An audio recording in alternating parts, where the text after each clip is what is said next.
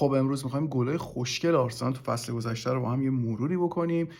گلای جذابی که آرسنالی‌ها به ثمر رسوندن، بریم که داشته باشیم.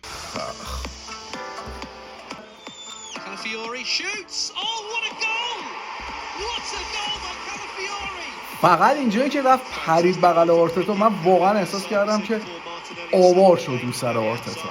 از اون فینیشای قشنگ کای هاورتس که سالی 3-4 تا بیشتر بهمون نمیرسه. ساکا لیورپول، وای این گل ساکا اینجا تو سر توپ میزنه زیر تاق دروازه. خیلی گل قشنگیه، خیلی گل قشنگیه، فوق‌العاده جذاب.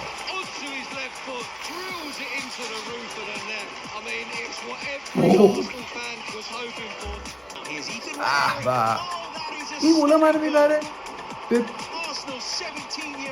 اوایل مثلا دهه 2000، مثلا اون برا این گلایی که آنری و برکمپ و اینا میزدن خیلی منو میبره به اون دوران.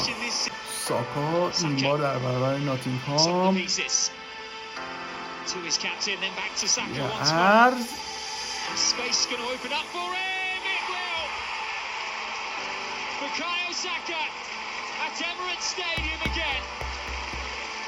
اینو برای چی گذاشته بود دفاع چپ بازی میکرد امری؟ چرا؟ وانری یه گل خوشگل هم میزد لیگ قهرمانان اینجا. اینم از همون گلای مدل قدیمی، خیلی دوست داشتم، خیلی جذاب.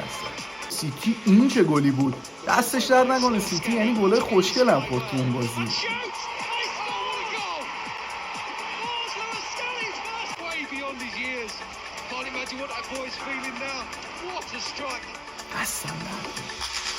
به آقا راش سربرابر مادرید، یکی از اون دوتا خوشگل ناز.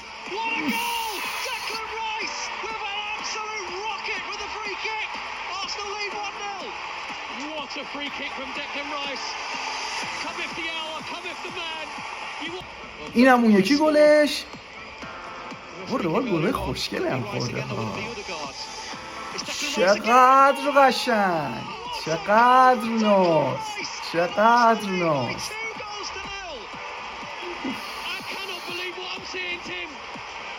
ساکا، مادرید.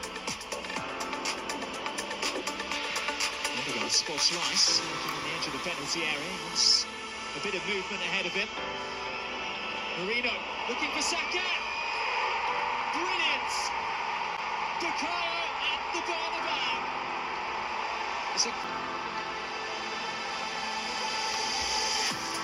رایس نیوکاسل. این هم یکی از اون گلای خوشگل رایس. شوتایی میزنیم پسر. حلال وستهم باشه. چه بازی کنی. عالی.